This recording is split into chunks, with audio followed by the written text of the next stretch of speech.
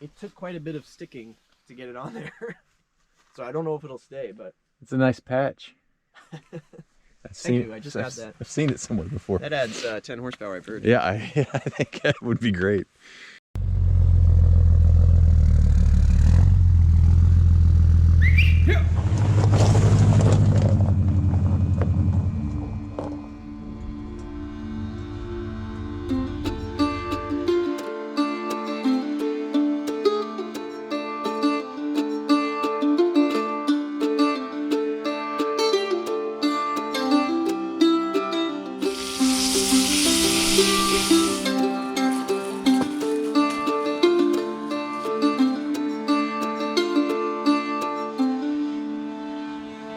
Hey everybody, it's JP from Big Sexy Beast, and yesterday we were out going for a hike right at the Georgia-Tennessee border, and we ran into Nick, and he was telling us a little bit about himself and the trip that he's on, and we got to chatting a bit, and we thought we'd do a walk-around video today of his truck and a little bit about his lifestyle and kind of what he's doing.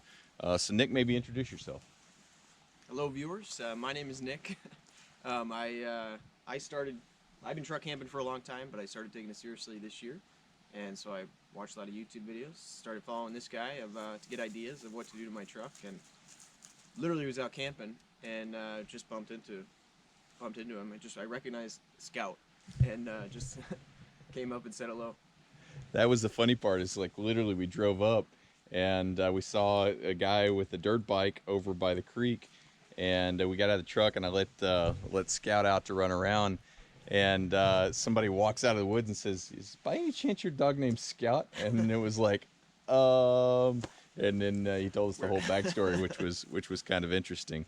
So that was really cool. And you have kind of a neat job too, where you get to spend a lot of time outdoors. Maybe tell us a little bit about that.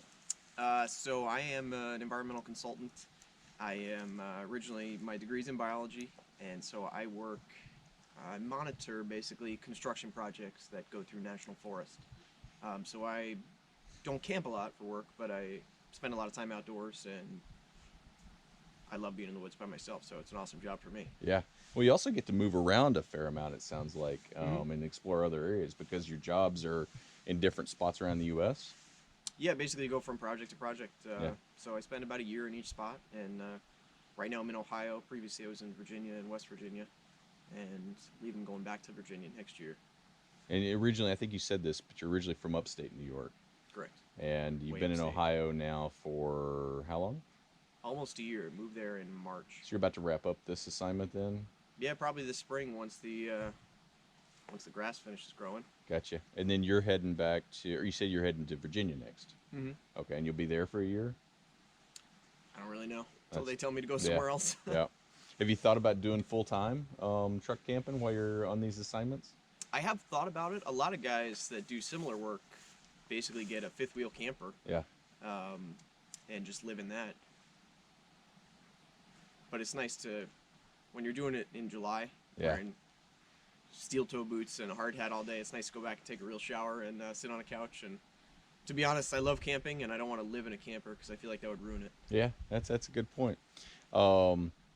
So we were just kind of starting to talk, and then Sarah pointed out we should probably get the camera out and start filming. And you were about to tell me, I asked you, so why Dodge? And you were just about to tell me kind of why you decided to go with Dodge as the base platform. So I previously had an F-150 that I camped in, and that was a great truck. But it was just time to get a new truck, and the biggest reason I went for Dodge was this. Because they offer a truck with a manual transmission. These are hard to find these days. They So are. you like driving a stick. Yes, I have 4 vehicles, and all of them have a manual transmission. So you're a little bit like me. You got a bit of a vehicle problem. Yeah, it's more than a little problem. What are your other 3? So I have a 24-foot trailer that this pulls. Is the reason I have a 3/4 ton. And the other 3 vehicles that live in the trailer are my Suzuki DRZ. I have a Harley Lowrider and a Subaru STI. Nice, nice. So the trailer is really to transport the toys. It's basically my solution. That's my garage, basically, from when you go from one apartment to the next, it's hard to find a garage. Oh, that's a fair point. So Cummins turbo diesel, you like that? Yeah, it's been a great motor. To be honest, I could get away with the gas truck. Yeah. You don't need a diesel per se, but I really just wanted one. Yeah. And I've always wanted a diesel, and I wanted a truck with a manual, and this was the way to do it. You can only get the manual in the diesel trucks. Okay. And they stopped making them, which is a big reason. Once I heard they stopped making them, I was like, I gotta buy one of those. What's the displacement on it? 6.7 liters. 6.7. Okay. Mm-hmm. You know, diesel, from what I understand, I've always been a gas guy, but from what I understand about diesel is that even loaded, your gas mileage stays pretty much the same. Or diesel mileage, I guess, in that case. It's sort of. Yeah. It takes a hit, but not as big of a hit. Yeah. I go from, with everything that I have, with the big tires and the roof rack and everything, I average about 18 miles per gallon in this. Okay. Pulling the trailer, again, that depends on the terrain, but it drops off probably anywhere from 13 to Oh, so 15. it does drop down then. Okay. It drops quite a bit, but not into like Single bad digits. range. Yeah. Um, Well, the other interesting thing about diesel, and one of the reasons I've always kind of been interested in it, is that if you ever wanted to do a diesel heater, like one of the Wabascos or Esbits or whatever, the Chinese diesel Yeah. heaters. I've watched a couple or videos Chinese on diesel heaters, you can tie them into your existing fuel system, and you only have to get gas for one thing, or fuel for one thing. And so you could use that to heat the shell and things. But we'll talk about that in a moment. So what size tires do you have here? These are 35-inch by 12.5. These Okay. are factory Power Wagon wheels. When I Yeah. bought the truck, it was all chromed out. It's a Laramie, so the mirrors are chrome, the wheels are chrome, the running boards are chrome.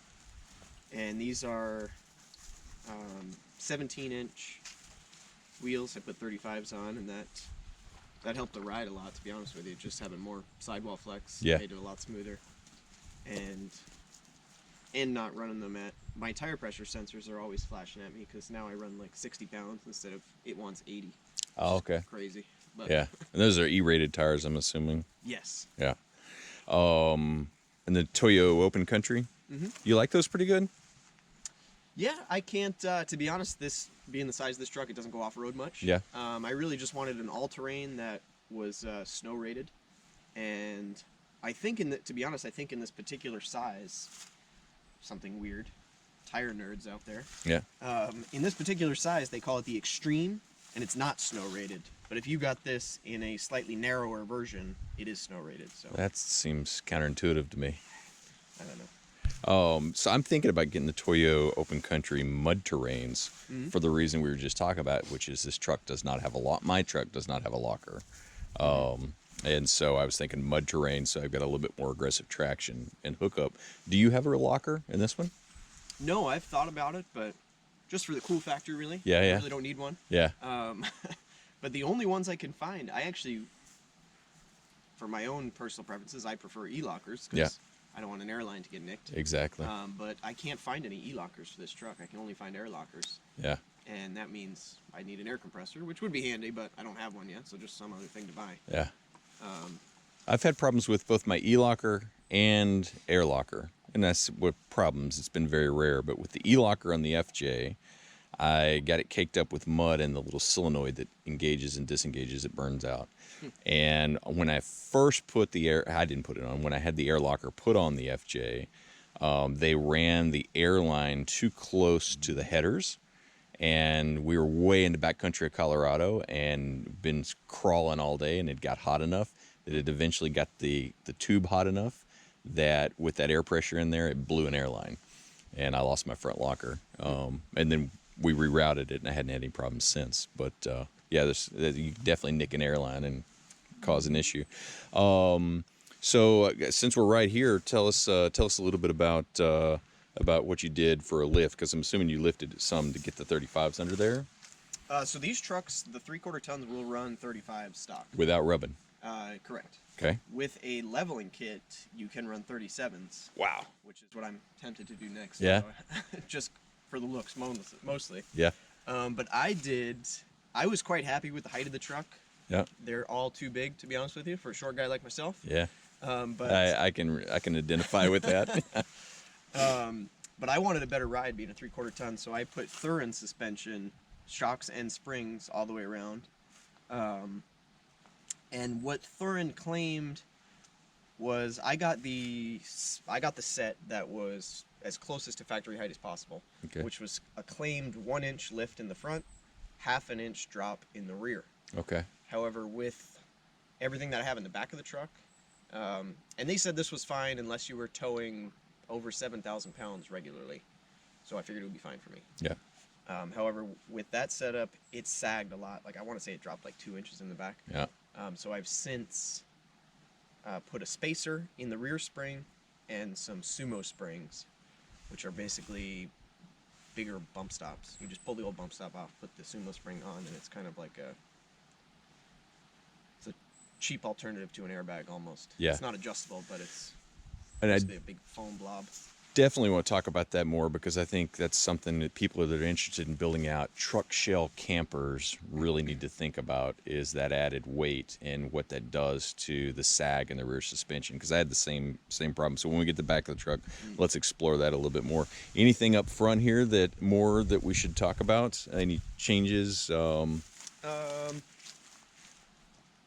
I put LED bulbs in the headlights because Okay. they are projectors. Do you get a lot better light out of that? Yes. You don't feel like you need a light bar or anything like that now that you got the LEDs in there? I don't like light bars. Yeah. One of the things I don't have one on that truck either.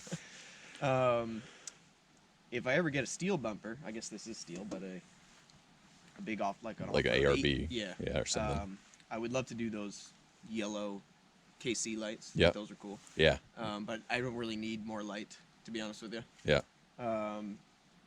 Another thing with the sumo springs is put a leveling kit on your truck. Your headlights are all messed up, so you either need to adjust your angle so you're not blinding people, or get the rake back in your truck, because trucks are supposed to have rake. They're not supposed to have California lean. That's stupid. That's funny. And the Tundra actually has a little knob where I can dial the headlights up and down, which was that's cool. interesting. Yeah, and I guess it's just for when you load it and it squats. You know, you can your headlights aren't shining up in the sky.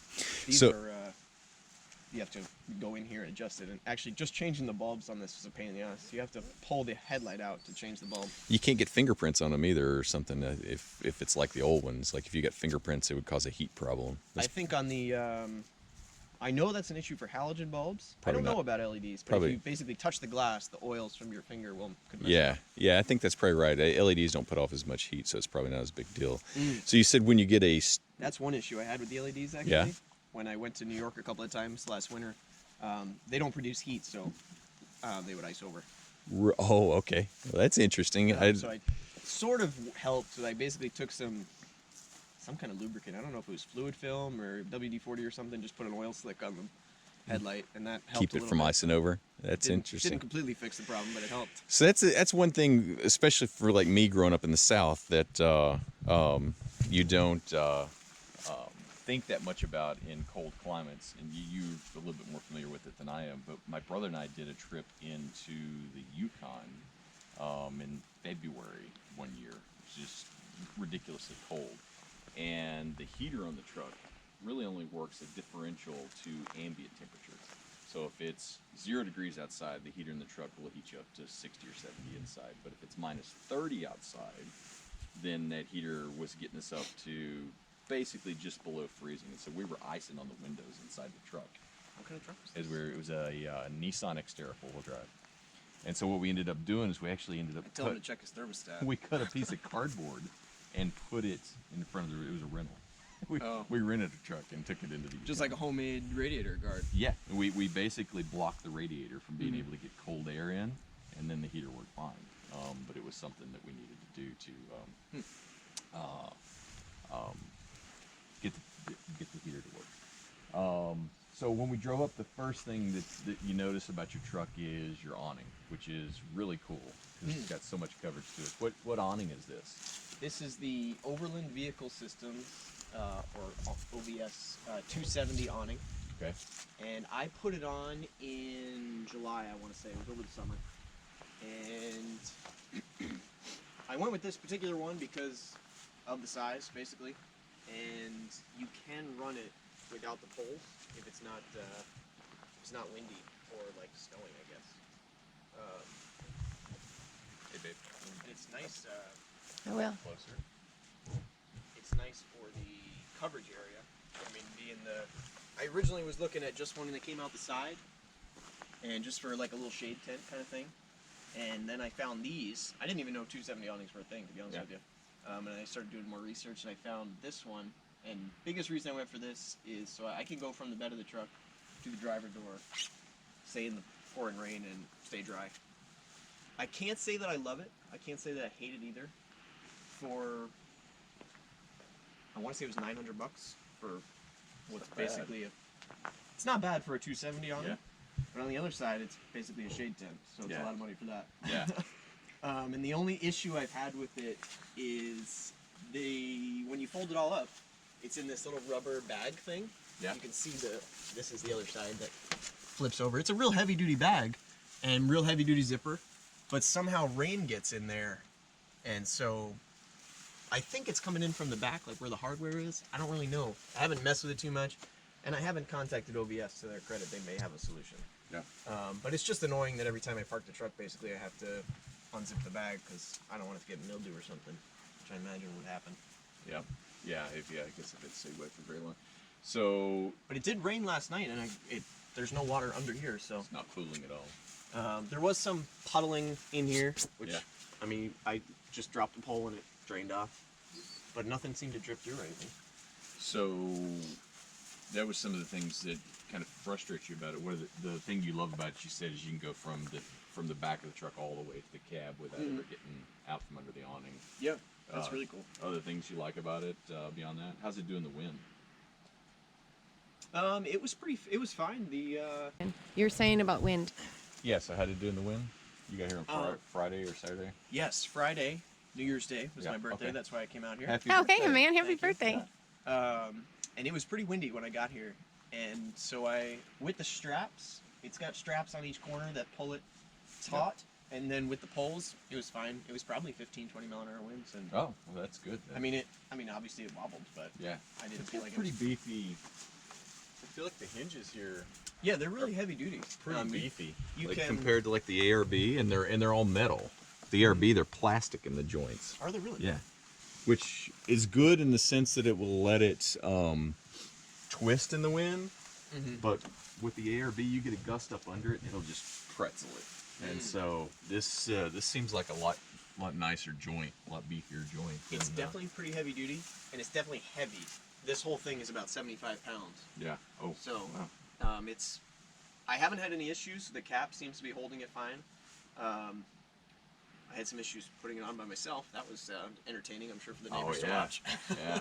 Because it's so heavy, try to hold it up there. And Yeah, so hold trying it to get on. one bolt in and then lift the other side up. Of course, I'm shorter than the truck. But it's pretty easy to put up and down. Honestly, this hooking the strap up is the longest thing. Like it's just a cam strap on each end, and I have it. I think this one's hooked to the roof rack, and that one's hooked to the wheel. It's just basically to pull it taut. Because if you take the straps off, it kind of just. So, you got a trash setup here. Tell me about that, because that's something that I have not figured out how to solve yet with the not having a spare tire to hang a trasheroo on the back of the truck. This is I just got this actually. $10 from Harbor Freight. It's just a frame holds a trash bag. Okay. It's kind of finicky because it's 4 pieces that only stay together when there's a trash bag in it. Oh. But it's for what it does, it seems good. You can put a bigger bag in it. The only issue I had was when it was windy the other day, it fell over. Yeah, I was going to ask you if it blows over in the wind. Yeah, that's why I put it right next to the wheel to try and block it. That's one of the biggest challenges I've had trying to figure out how to solve is what to do with the trash situation without having the trasheroo. It's annoying just having a trash bag on the ground. Yeah. Yeah, and that's what I end up doing a lot, or I end up hanging it on I've got the wind door hooks, and so I'll hang it there. But then if the wind's blowing a lot, it hits the side of the truck and makes noise. Tell us about your steps here. These are just some cheap eBay wheel-to-wheel steps. The factory ones stopped at the end of the cab there. Yep. And I wanted longer so I could get up to the roof rack. But these have been good. I didn't install them, to be honest. I had the truck in the shop anyway, so I had them install it, and they said it went smooth. Yeah, no, they look nice. And They've been heavy. I mean, I can. There's no support on this end, and I have no problem standing on here. Yeah. Any, I think you mentioned, but no issues, kind of high centering them or rubbing them on anything. And you said for the type of driving you do, it's not been much of an issue. This truck doesn't really go off-road that much. I mean, this is about the extent of it. But yeah, I can't say I haven't had any issues, but this truck mostly lives on the pavement, so. Gotcha. And I notice, we'll get into here, but I noticed in here you've got, it looks like some reflectix in the windows. Just to block some sunlight, I cut some reflectix out, which is some cheap, got it on Amazon. It was like $15 for a roll of it.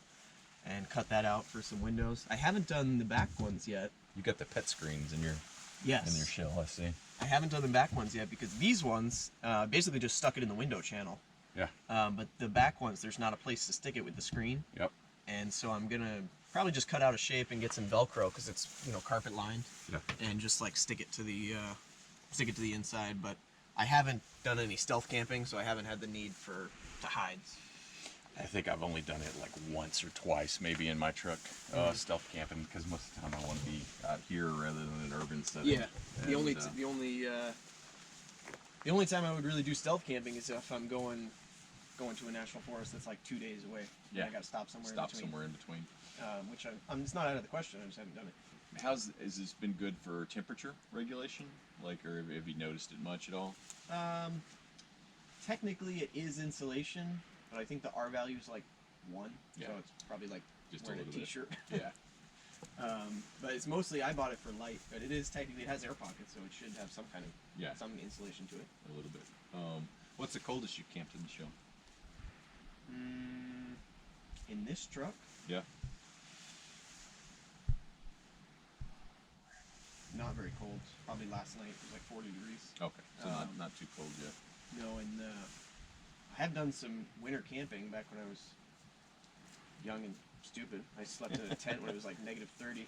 Yeah, but people on YouTube love camping in the snow. So that was that's like is I that said, in upstate New York or in the presidentials or? Yes. We were originally going to go to the presidential range and do Mount Washington. Yeah. And then we decided that it was like we might actually die. Yeah, it gets really cold. This was, I can't remember what month it was, but it was obviously wintertime. And so we were like, oh, well, we scrapped that trip. Let's go to Mount Marcy, which is the highest peak in New York. Yeah. And we never actually made that either. But we spent 2 nights in a tent, just a backpacking tent with no floor. And it was like -30. Yeah. So it was... That's hardcore. It was chilly. Yeah. So Kelty chairs. We had the Kelty chairs. One of the things that we found about it is that it's really low to the ground. That's why I like it. That's why you like it. Okay, tell us about it. I bought this one because mostly you get the camp chairs, the same kind of folding chair, and you're like sitting upright. Like, I'm in camp. I want to lean back and relax. So I got this chair, which has been great for me. Yeah, the thing that I found about it is that it was great until like the second beer. And then getting up out of it. It is a struggle to get out of it. A bit of a struggle. I ended up breaking the arms off of 2 of them because I would push down to get out, and I broke this arm off 2 of them. So. That's what my buddy does to all my cheap chairs that I bought. I don't think he sat in this one yet. Okay, well, don't let him sit in it because I can 100% guarantee you that arm can be broken off that chair because I've done it twice now. I believe it. So you're using a cooler. Yes. Do you do a fridge or just the cooler? I have just done the coolers. I haven't gone on long enough trips to use a fridge. Yep. But these are, this is an Orca cooler. I can't say enough good things about Orca. Like, no joke, I have 2 of them. And I just got this new sticker on here. I think that adds 10 horsepower. Oh yeah, that's a good looking sticker. I have 2 Orca coolers. This is a 40 quart. And I have a littler one. I have a 26 quart. I think I paid $170 for this one, and the littler one I paid like $130. Yeah. So they actually go on sale, unlike Yetis. Yeah. And these are made in America. Well, now you're talking. That's pretty awesome. No, I've been honestly, this this cooler lives in my work truck. It's chained to the bed of the truck.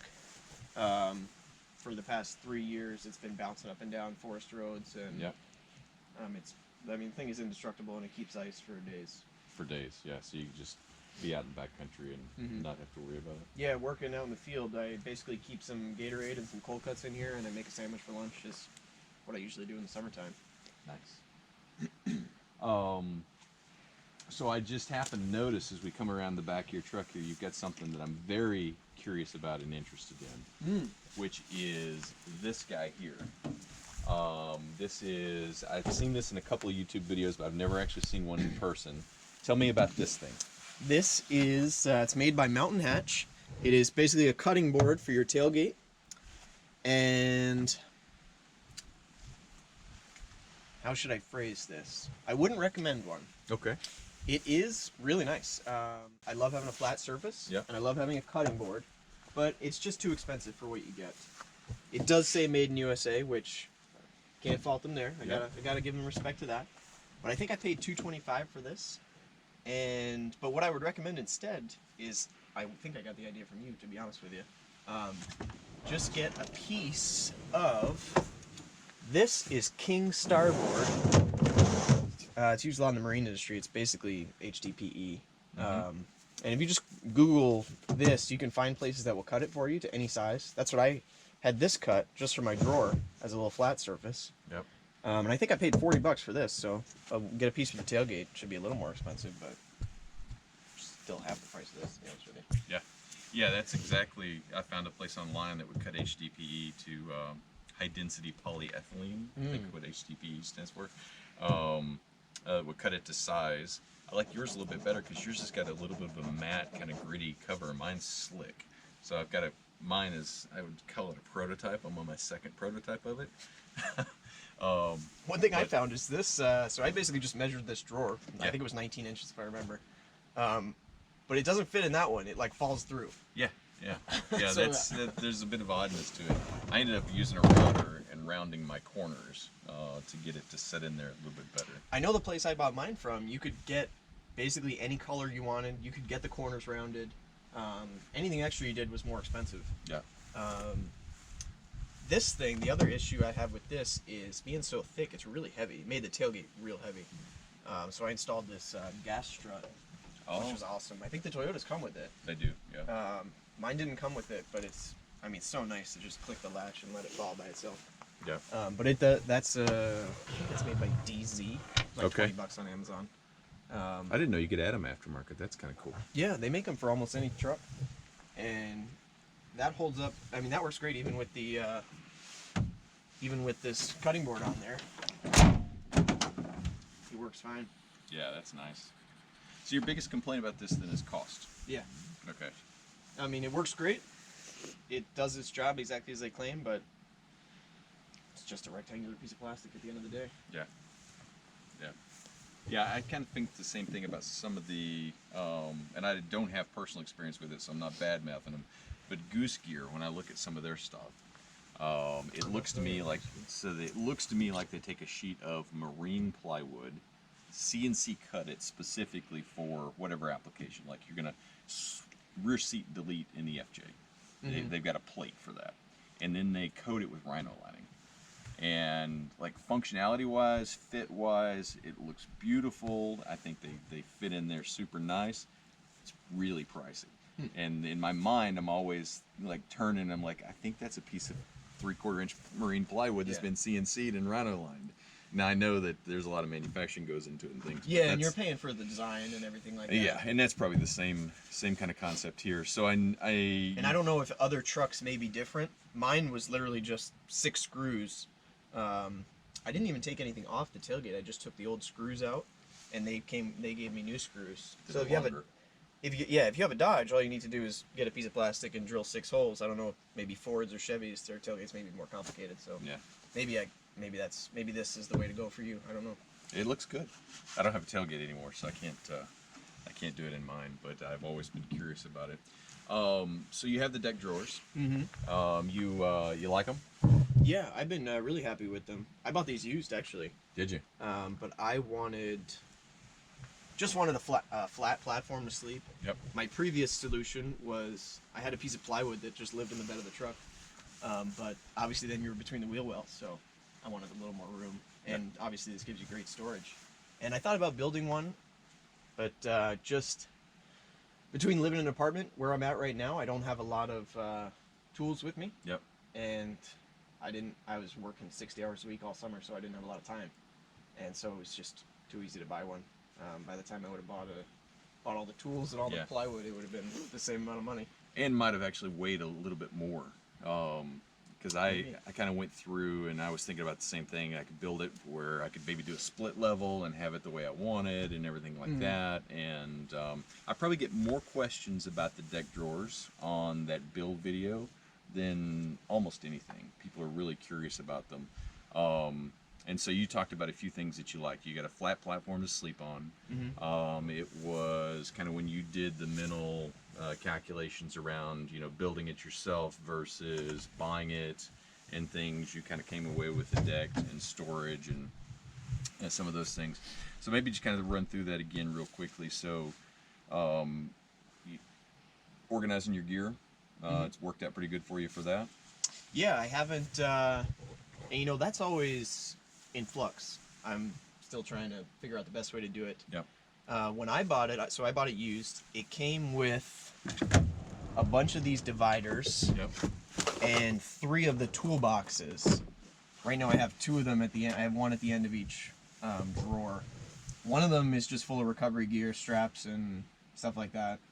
And the other one is empty, I think. And I have 1 empty at home that I still have no idea what to do with. Yeah. But the dividers have come in handy.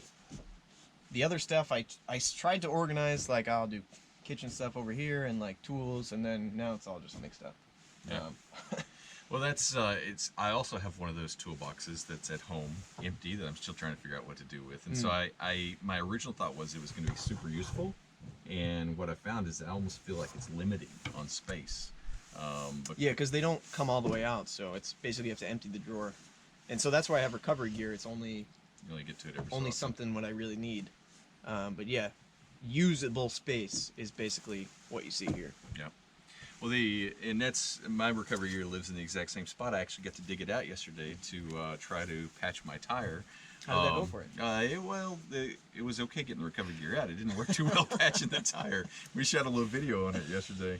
We ended up changing the tire because I put 5 plugs in it and it wouldn't hold air. But I also like having the recovery gear and tools and stuff in the front of those drawers, because when you slide the drawer forward, it goes in front of your rear axle. Yeah, you have a lot of weight up there. And you don't have as much weight back here on the furthest kind of cantilevered point on your suspension, and so that works out real nice. And I can also kind of identify with what you're saying about kind of constantly reorganizing the drawers.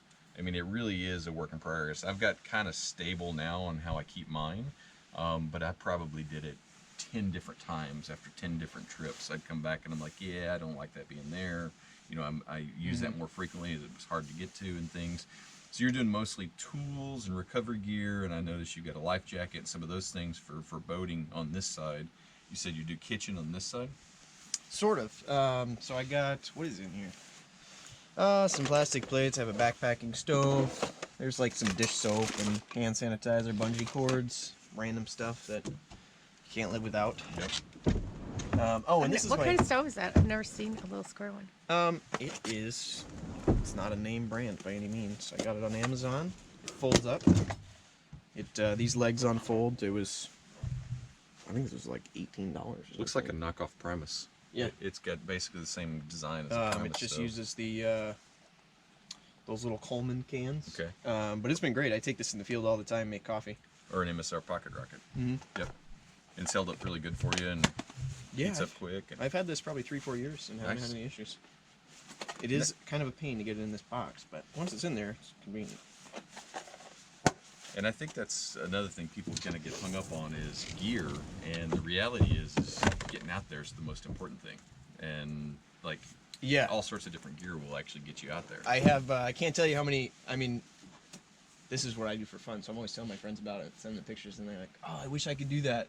And I'm like, you can do it, just go. Just go. I mean, it's not, and honestly, I do most of my, I love to just go somewhere new. Yeah. And find a new spot. And it's difficult because you're always in the back of your mind like, oh, what if I get there and I can't do anything there?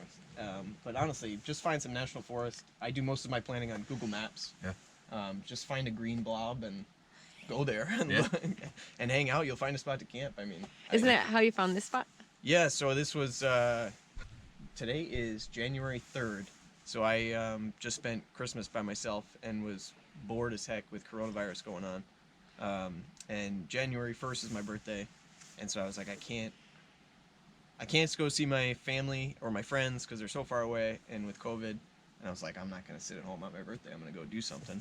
And so I just opened up Google Maps and found somewhere with National Forest, and then I looked at the weather for some good weather because I was originally gonna go to Virginia, but it was freezing rain. So I came here and had a great time yesterday out on the motorcycle and stumbled onto you guys.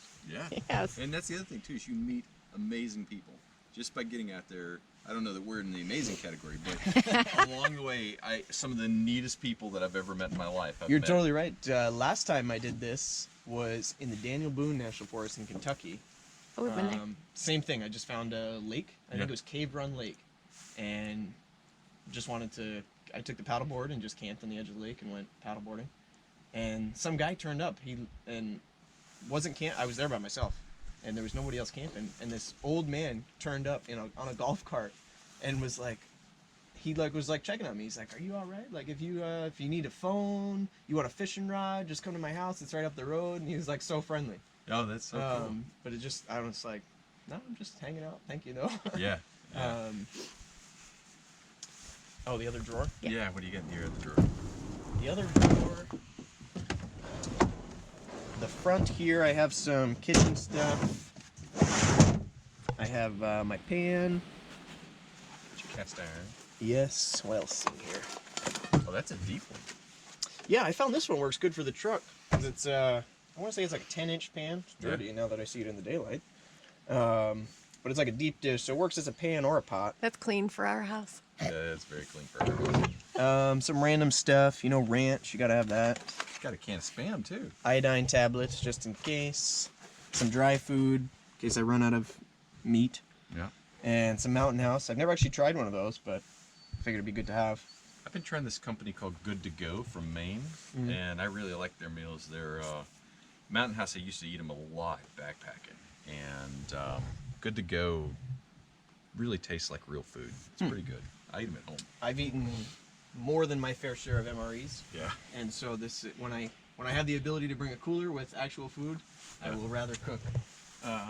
But these are if I run out of food and then I want to camp somewhere and don't have any plans, then I just have this in the truck. I can whip something up. So that's right with the MRE comment. You reminded me you're in the Army. Yes, I'm in the reserves. Okay. What do you do in the Army? I am a combat engineer. Combat engineer. And up here, just have a little Camp Chef 2-burner stove and a couple of propane things. And I think this is a Noco battery booster. We got one of those. That's been one of the more popular videos out there on the channel. So when I was first trying to figure out how to make YouTube videos, I jump started the FJ because the battery on it's always dead because I drive it that often, and it was the Noco. And so I ended up doing the Noco rather than a second battery on the Tundra. Do you have a second battery on this, or you just have the Noco? I have 2 batteries because Okay. diesels come with 2 batteries. They come with 2 batteries. Okay. So I want to. This particular Noco is not rated for my truck because Okay. they tell you like engine size displacement. I bought it for the car and the motorcycles. They both have like quick connects hooked up to the battery, so I can just plug that in if they die. Like an Anderson plug kind of connection? Sort of. You know how the cables plug right into that? Yeah. So basically, I have plug leads built right into the battery. No way. That's pretty cool. Anything about the deck drawers that you don't like?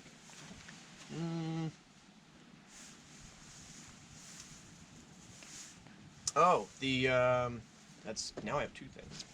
The corner pockets, The ammo cans. the as they ammo call them. cans, as they call them. I think that's a little cheesy to be honest, but Mhm.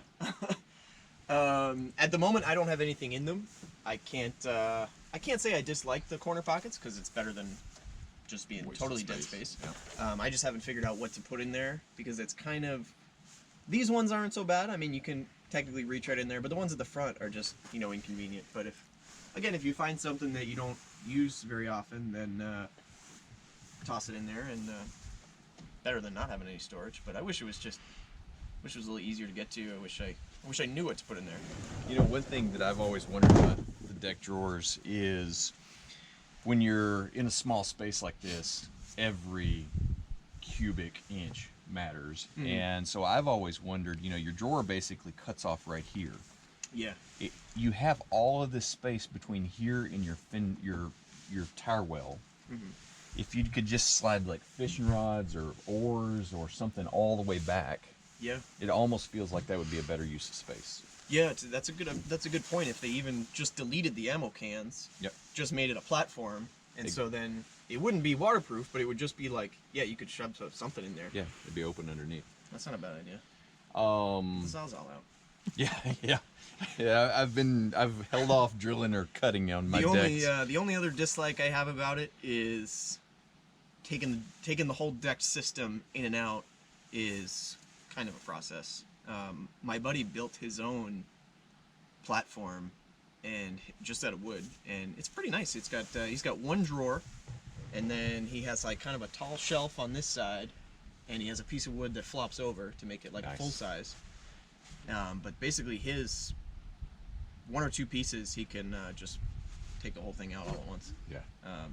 Versus this, it's kind of, I mean, I can't even tell you last time I did it. Probably takes half an hour, maybe an hour to go in or out. I've never done it. I had mine installed and I've never taken them out. So I don't think I've taken mine out, but I had to install it. I noticed you don't have locks on yours. Does that make you nervous at all? Well, probably not, because you've got a tailgate. Your tailgate probably locks. Yep. Okay. So I don't have a tailgate anymore, and I'm always concerned that fiberglass shell would be reasonably easy to break into, and so I have locks on my deck drawers so that I can lock my gear. So it's double locks. I can lock the camper shell, and then I can lock the deck drawers. Yeah, I have thought about it. One thing I had done to this shell is, so I bought this cap used, but I had power locks installed on it. So convenient. I shut the tailgate, shut the hatch, press the lock button, everything's locked. Yeah. And I mean, let's be real, if somebody really wants to get in, they're gonna get in. But it's keeping honest people out. I had that option on my Tacoma, and I loved it. I mean, you just lock the truck, and the camper shell's locked, and that's a really cool way to go. So we were talking yesterday about the mattress setup. You're running an X-Pad, sleeping pad, like a backpacking sleeping pad in here right now. That's just what I'm running right now. I do have I have the I think it's a full size. It's either a full or a double. Just a 3-inch foam mattress that I put a mattress cover on, and I have sheets. To be honest with you, when I was loading the truck 3 days ago, it was pouring rain, so this was easier to carry. Yeah. But this works fine. I've actually been really impressed with this mat. It's really thick, and Yeah, it looks nice. that's a down mat, so it keeps you really warm. And your camper shell, it has the carpet lining as well, so you get the nice kind of. I think there's two benefits to that in my mind. One is that you get a little bit of R value out of having the carpet on the shell, so it holds heat a little bit better, stays a little bit more cool. And then the other one is just it. I just think it looks better than the raw fiberglass shells. Yeah, it feels a little more homey. Yeah. And another benefit, you don't get condensation if you have the window shut. Yeah. But it definitely is more comfortable. I mean, I have had shells that were just plain fiberglass inside, and camping in them was there's some rough edges. Yeah. Yeah. You've got an overhead net there. Yeah, I put that in over the summer. That was just I got some plastic cleats from Amazon and that bungee net. I got one that has some smaller holes, and just 2 screws, screwed those cleats in and hooked it up there, and that's. I apparently forgot the paddleboard paddle up there, so the paddleboard is several states away, but I have the paddle at least. But yeah, toss a jacket up there or something if you're short on space. Right now I have plenty of room, so I just tossed my clothes on the side when I was sleeping. I got the high top because I was thinking that with the deck drawers that I was going to lose so much headroom that I would be concerned about not having. But looking at yours, you seem like you've got plenty of headroom there. With just and yours is truck height for your shell. It's enough headroom. Yeah. But I would once you're in it, I would like more. I didn't get the high top, being the 3/4 ton truck, and I have a kayak and a paddleboard I like to put up there, and it's hard to reach.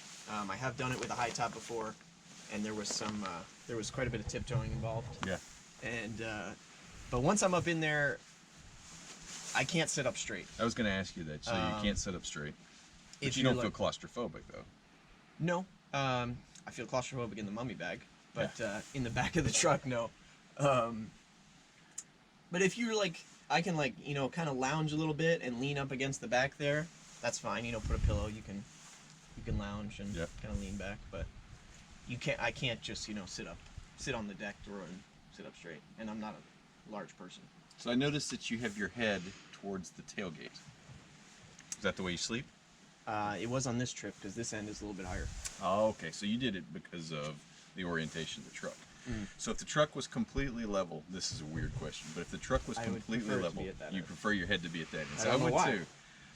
For me, like the way I rationalize it is that there's more metal and more protection around my head. So I'm like a caveman getting in my cave. I want my head like as far back in there as possible. So I always have my feet out, and I will drive my truck up on rocks or whatever I need to do to level it, so that I can always have my head that way. So when I saw that, I'm like, oh, I gotta ask him about that. But you would also prefer, if the truck was level, to have your head that way. Yeah, I don't. You're just not as afraid of being jumped in the night as I am. It sounds like. Well, it locks. I mean, I lock everything down when I'm in there. Which is a great question that I was gonna, and I think I'm gonna do a video about this. But so, why camper shell instead of rooftop tent? And what led you to go that way? Couple of reasons. Okay. There's no lions out here, so I don't think. If you have a rooftop tent, I don't have any judgment. There's a lot of things I do on this truck just because I think they're cool, but I think a lot of people just buy them because they're cool. Yeah. And they are cool, but they're expensive. Yeah. And I think they're pretty much unnecessary. Yeah. But if you buy it because it's cool, then get down. Do it. If it's fun, you're having fun. Yeah. Who cares how much it costs? Yeah. But the truck is basically, I have plenty of room back here. It's hard. I don't have to set it up. And this was cheaper. Yeah. So I'm with you on all of those points. No gas mileage impact for having something that's large and unaerodynamic sitting up on top of your truck.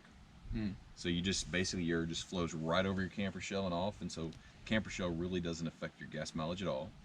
To your point, it is hard, and so you're out here in a windstorm and it's hailing or raining, tent's not flopping and doing all this number, and so it's quiet. You can just go to sleep in there. I think it's more secure. Like if you were going to stealth camp, like yeah, it's hard obviously in a rooftop tent. Yeah, if you were going to stealth camp, I wouldn't put the awning up. Yeah. And I wouldn't put a rooftop tent up either. Yeah. And I just think they're more bomb proof. I mean, they don't leak. I get a lot of questions about that too. People asking me if my shell leaks. Do you have any issues with yours leaking? It water gets in it. I wouldn't say it leaks. Basically, where the tailgate meets, there's a gap. Do you get any around your door? Your door seal looks actually a little better than mine. A little bit. I actually put this foam strip here. This is just like pipe wrap, to be honest with you. Yeah. And I put that all along the bottom of the cap where it meets the truck. Basically, you unbolt it, lift the cap up, and put that in there. That provides a lot of waterproofness. But I get some water in pretty much right there where you're filming. Just where the gap is. There's no weather stripping, like right here, where the tailgate meets. So I get some water in there, but not enough that I have no problem camping in the rain. Yeah. Your gear doesn't get wet. It's not a submarine by any means, but it. Yeah. I don't get wet. And I don't know why, but that's like another one of the most popular questions I get is, does your shell leak? And I think my answer is probably pretty similar to yours. Like in a big rainstorm, I would say my answer is no. I really don't have any leaks. Water will get in there occasionally, and it probably kind of the same spot as yours, maybe back here around the corners where it meets this. And I don't have an issue with my gear getting wet, and I get in and it's 20 degrees outside and I'm in a cold wet sleeping bag or anything like that. That hasn't been an issue. I do get, like, I had dreams that this was going to be a better awning off the back, and your hatch? Yeah, and the water kind of just runs right, and it goes right down here, and I don't know if yours does that or not, but the way mine goes, because my hatch angles in and the water just basically pours right off the side, so I got to do some sort of flashing or guttering. I don't think I've sat on the edge right here in a rainstorm. Yeah. I'd be in the cab. You get a nice temperature differential between outside and ambient temperature and inside the shell. Mine seems to be about 10 degrees. Like after I get in there with the dog, and Yeah, just your body heat keeps just it the body heat pretty keeps- warm. I mean, I had all the windows open last night. Like I had the hatch shut, but I had the sliding windows open, and I definitely noticed it. Once I opened the tailgate, it was definitely colder outside. Yeah. But I don't have. I do have a buddy heater. No, I didn't. I don't have it with me. Have you run it in the back of the truck? I don't think I have. I've run it in a tent before. Yeah. And People they ask me about that as well. It's like, well, why don't you just run a buddy heater back there? They say you can. They're not. Yeah. They're supposed to have a built-in carbon monoxide sensor. Yep. I don't know how much I trust it. I guess you'd find out. one way to find out. I've been doing a candle lantern in mine some, and that seems to work pretty well. To be honest, the coldest I've camped regularly is about 40 degrees. Yeah. And at that temperature, a 0-degree bag is more than enough. Yeah. I mean, you're not. If there was like snow on the ground. Any changes that you're planning or new additions you're planning on inside the shell, or are you going to keep it pretty open and kind of minimalist? I don't have any plans for the inside.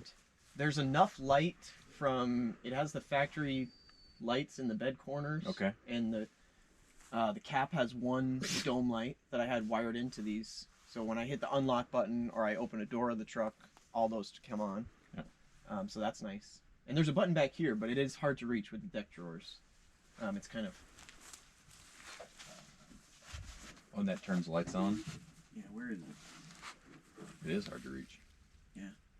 I can get it from in the truck, I can get to it, but I don't think I can get to it from here. So there's a switch inside the bed that allows you to turn on your factory lights. It's a button. Yep. And of course, they bed lined over it, so it's Ah. hard to press now anyway. Yeah. But now it's hard to get to, but too easy to just press the unlock button, they all come on.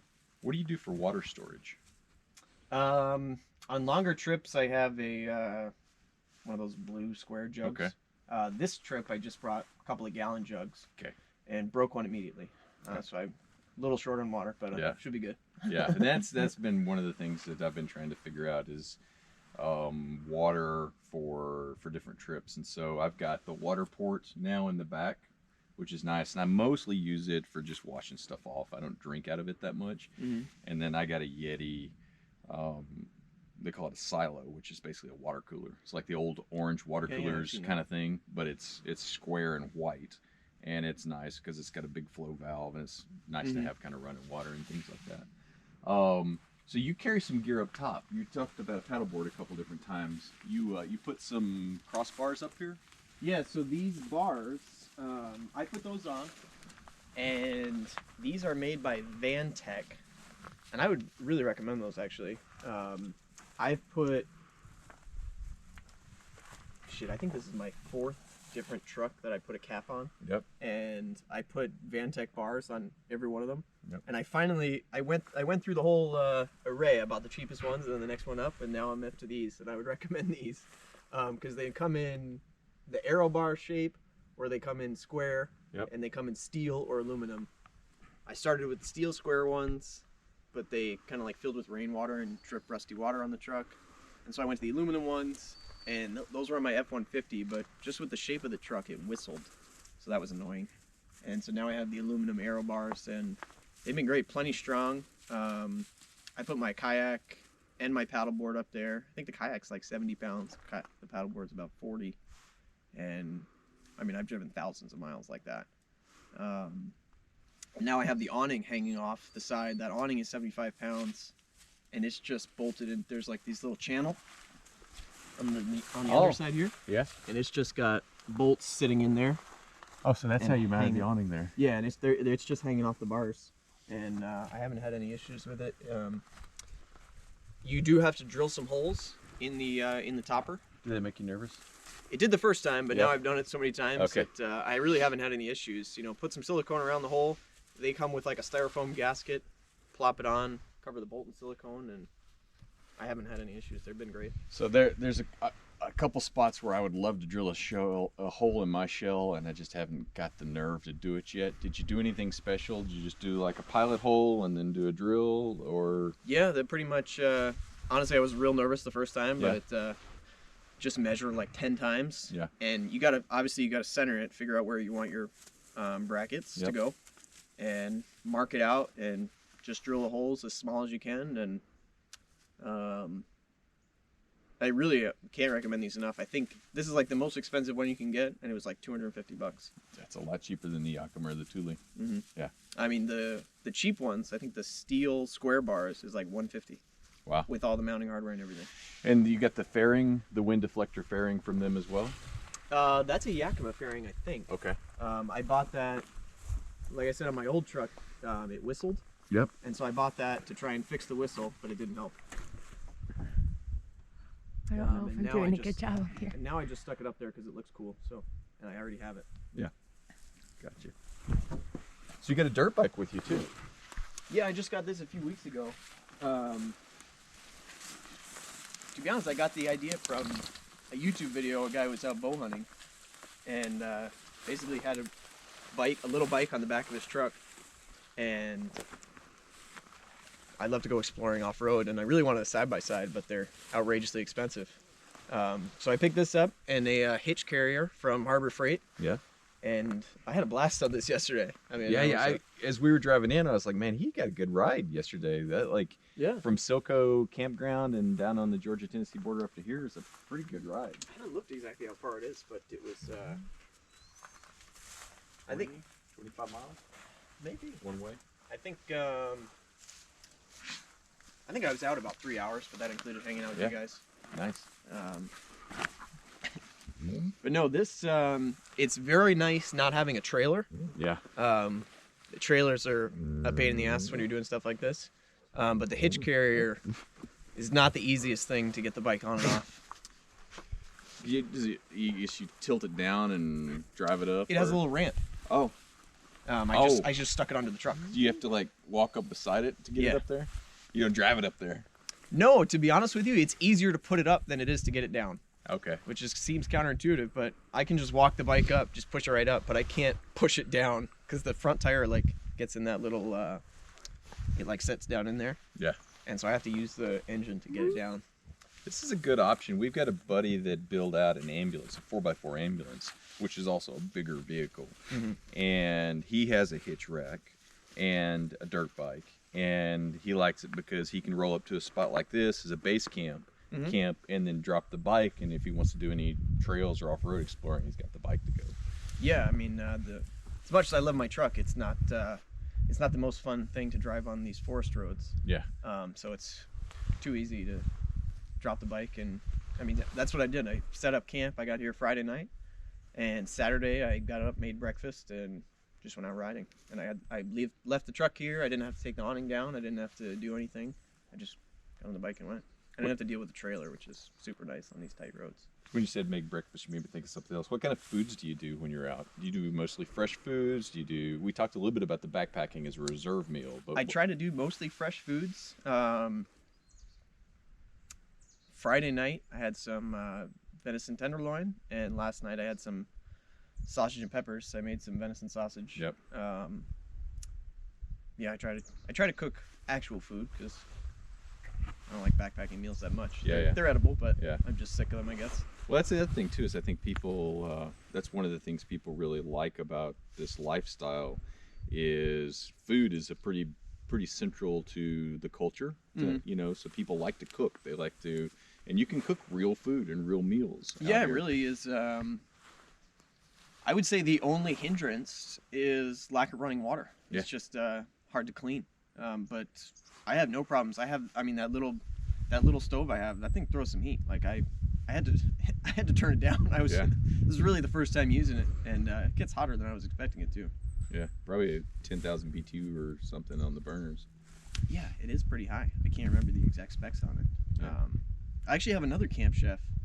I bought a big one, but that's more of like it folds up, but it's really more of a grill. Yeah. Like I basically bought it, and when it came, I was like, oh, that's bigger than I was expecting. I'm not taking that for one person. Yeah, pretty heavy too, probably. Yeah, I think it's like 50, 60 pounds. Just but it's nice. It's that's one of the big 3-burner. Yeah.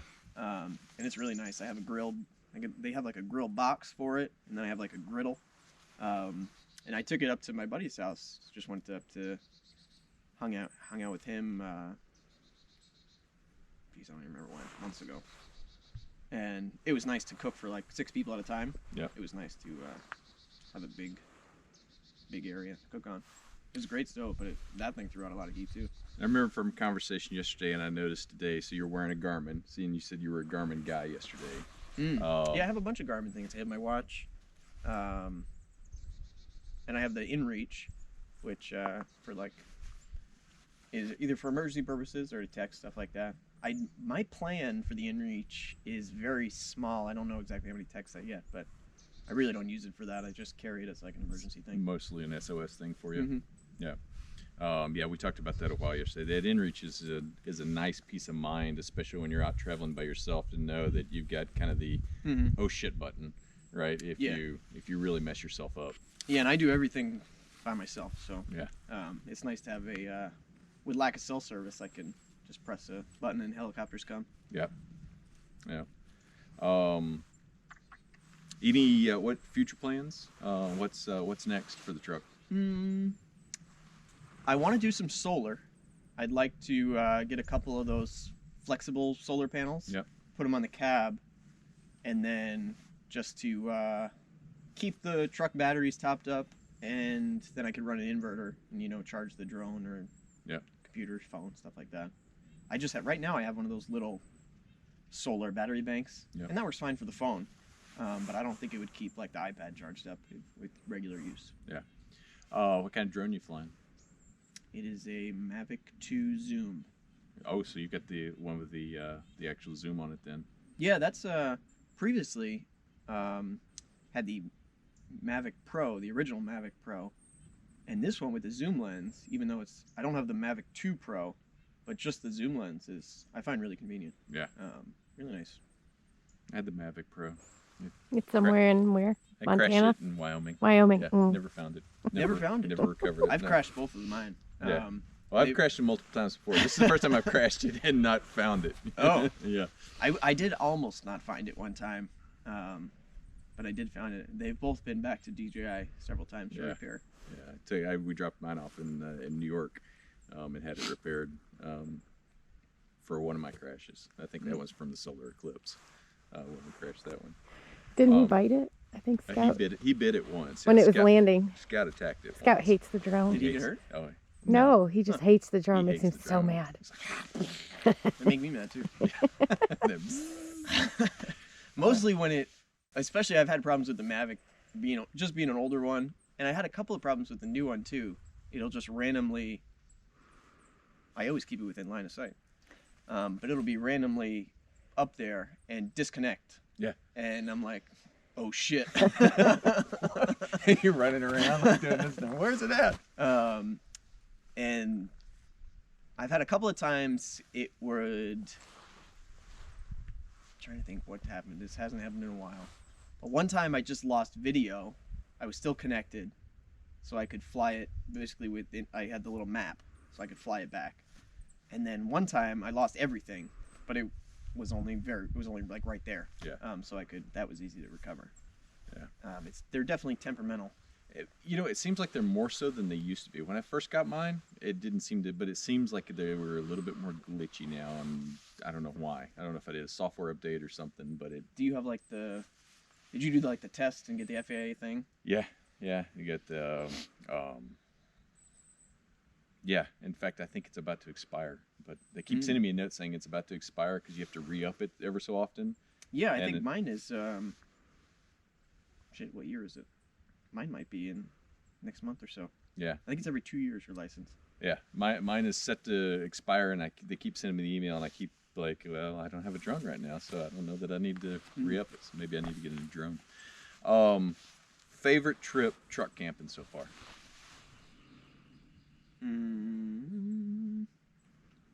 This one was pretty good. Yeah. Probably the best one was not in this truck. It was in my dad's truck. We went on a public land elk hunting trip in like 2016. Didn't shoot any elk, but it was just. Where'd you guys go? It was in the Dixie National Forest in Utah. Nice. So we flew out there. I've flown out twice to go on hunting trips and hang out in the national forest. And I didn't have my truck either time, but it was just beautiful out there. Yeah. Can't wait to go back. Dream truck camping trip. Like if you could pick any trip that you want to do in any duration, what would you do? So I'm trying to plan a big trip actually. This year kind of got a little off track with coronavirus, kind of screwed everything up. But I think I have like 3.5 weeks of vacation time right now. Yeah. I would love to I have a goal to go to all 50 states. I think I've been to 31 or something like that. But I would love to just drive around the country, go to Key West, go to Glacier, go to Zion. Yeah. I want to go everywhere, basically. So just basically a big ramble, hit as many states as you can, as many national parks. Yeah. Yeah, I would love to just live in the truck for a month. Yeah. I don't think a month is a long enough time to see everything. Yeah. It's a long-term goal. Yeah. I did go to Zion once. It was beautiful. But I really want to go to Glacier before they all melt. See a glacier. And I've been to Florida, but I've never been to Key West. I want to go there. Yeah. And go take the paddleboard out, go fishing. That's awesome. Well, I really. So tell us what you want to tell us about the inside here. It is. I haven't done too much to the inside. WeatherTech floor mats, tinted windows. I have a radar detector, which is probably unnecessary because I don't drive very fast in this thing. I'm the same way. I have a radar detector, and she calls me grandpa because I drive like 20 miles an hour everywhere I go. To be honest, I bought the radar detector like 4 years ago when I bought my car. Yeah. And now I just hardly ever drive the car, so I put the radar detector in here. I really don't need it, and it basically just beeps at me and annoys me. But it does work. If any of you are interested in a radar detector, they do work. So you got a dash cam of some sort there? Oh yeah, that's a Garmin Dash Cam as well. Okay. I've had cheaper ones, which do work, but the footage wasn't great. Yeah. I had one guy literally just like brake checked me for no reason, and hey pup, I got his plate number and I showed it to the cops and they didn't care. Yeah. But because I didn't hit him basically. But yeah, I've had some encounters where the footage wasn't great, so I haven't had this one long enough to really give it a thumbs up or thumbs down. But that one was pretty cheap. I think it was like $50. You have a Verizon Wi-Fi hotspot there? Yes. So it's on the center console? Mm-hmm. And that worked pretty good for connectivity and bandwidth and things like that out here while you're traveling around surfing the web? Yeah, we've got about 2 bars in this spot. To be honest, I carry that thing because I had some work to do out here. Yeah. And that along with the iPad belongs to my company. So I brought that out with me. But it works fine. I haven't. That actually seems to be a little faster than just regular phone service. Yeah, I think so. It works pretty good. I used to use a standalone one like that, and because it's a dedicated device, it does seem to give you a better hotspot. And I think that's actually been, if there is such a thing as a positive to everything that's been going on with 2020, the notion that this work from home or work from anywhere has definitely gotten more popular and freed more people up and more acceptable. Yeah. And and I've noticed there was a stigma to it, and I think some people are still set in their ways. They still have a stigma about it, but you're working from home. What's the difference if you're working in the field or who cares where you are? Yeah, exactly. You gotta do what you got to do. Here's kind of a tip, I guess. If you have a crew cab Dodge, it comes with this platform. Move my junk out of the way. It comes with this platform, which is just carpet. So I bought this. Is literally a 3-foot by 5-foot rubber mat. Fits great. Keeps everything clean. It came with that platform? It came with the platform. No way. So the seats fold up out of the way, and then this thing folds out. So it's covered in junk. Otherwise, I'd show you. But so this folds in half. Right here is the hinge. Yeah. Folds in half, and then it's out of the way, and then the seat folds down. And it's a regular seat. So my Tundra seats fold up the same way, but I didn't get a platform. I was thinking about building one. I have seen people do that. Yeah. I was actually a little disappointed because my previous truck, the F-150, just had a flat floor. So the seats fold up, you were good to go. Yeah. And you could buy, I had the full WeatherTech mat in the back, which was had lip and everything. That was really nice. But this works pretty good. This is just a $20 rubber mat that I stuck on there and keeps it clean. Well, I like it because you got a flat platform here for gear and stuff, but you've also got a little nook where you can you can put store stuff. some stuff in there. That's really nice. I think people are really going to like that. Yeah, you can definitely shove some stuff under there. I think on the other side I have a fire extinguisher on. I was going to ask you about fire extinguisher. I just got it actually. Inside the truck then. This is the, I don't know if you saw this. This is how the awning stays out. There's a strap at both ends. Yeah. It hooks down to the tire. Yeah, you can hook it anywhere. I actually had it hooked to the running board at first. Yeah. But then I couldn't open the door, so I had to move that. That's one of the reasons probably it does so well in the wind, is because that's a pretty beefy. Yeah, that keeps it pretty taut. And there's one on the back that I just hooked up to the roof rack. Did you swap the antenna out, or is that the factory antenna? No, I swapped that out. I hate antennas. Yeah. That's the first thing I did. Did you lose any sort of receptivity? I don't know, to be honest. I don't listen to FM radio. I don't either. So she does, but I don't. I'm mostly a podcast or Spotify, or I will literally drive from Georgia to Montana in complete silence. Like, for some reason in the car, I just want to veg out. No, I have to have. Oh, you have to have something going? I have to have. I do some audiobooks. I do audiobooks. This truck is 2 years old and has 35,000 miles. And I also have a Tacoma work truck that is a little over 2 years old and has 70,000 miles on it. So I do a lot of driving. Yeah. So I do audiobooks, Spotify, and I have XM. Once you ignore them for a few months and they actually give you a good deal, that's when I sign up for it. Yeah, it's the same thing. So I listen to that a lot, and I have to have something going. But no, the regular antenna it came with was like huge, and I didn't want to look at it, so I got that thing. Nice. Overall, it is a really good looking truck. It's got a great stance to it. I like how you've blacked everything out too. Mm-hmm. And it's big. Yeah, my eyes are actually super sensitive to light, so I tint everything. Yeah, I am too. I wasn't as much, but after I had the eye surgery, I got really light sensitive. Your departure angle is actually quite large for a pickup. And that's one of the complaints people have about trucks off-road, is that the departure angle when you're coming off stuff, is not as good as like a Forerunner or with the carrier here. But... Yeah, you do lose a little bit with the carrier, but just like that's quite a bit of departure angle and clearance for that rear bumper. See the sumo springs. Oh, hard to see on that side.